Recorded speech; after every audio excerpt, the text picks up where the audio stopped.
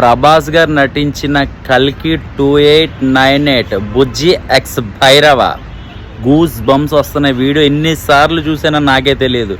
నిజంగా సినిమా ప్రపంచ స్థాయిలో, అంటే అవతార్ సినిమా ఒకప్పుడు వస్తే వెయిట్ చేసేటోళ్ళు, అలాంటిది మన తెలుగు సినిమా ఇండస్ట్రీ ఆ రేంజ్కి తీసుకెళ్ళిపోయారు. మన డైరెక్టర్ రాజమౌళి గారికి ఫస్ట్ హ్యాట్సప్ చెప్పాలి. ఎందుకంటే మన ప్రభాస్ గారు ఫస్ట్ పాన్ ఇండియాకి పునాది వేసింది మన ప్రభాస్ గారు హీరోగా. సో ఆయన మళ్ళీ కలికి, అంటే కమల్ హాసన్ గారు అండ్ అమితాబ్ బచ్చన్ గారు కాంబినేషన్లో అసలు ఆ రేంజ్కి వెళ్ళిపోయాడు మన ప్రభాస్ గారు. సో నిజంగా చాలా కష్టపడుతున్నాడు ఆయన.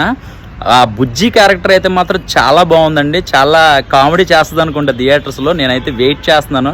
లాస్ట్ వచ్చిన డైలాగ్ ఉంటుంది, థ్యాంక్ యూ డార్లింగ్ అని, అంటే పర్లేదు సరేలే అన్న ఎటకారం అన్ని డైలాగ్స్ అవి కూడా చాలా ఎంజాయ్ చేస్తారు అనుకుంటున్నా. సో కార్లు, ఆ చేజింగ్లు, సో అంతా వేరే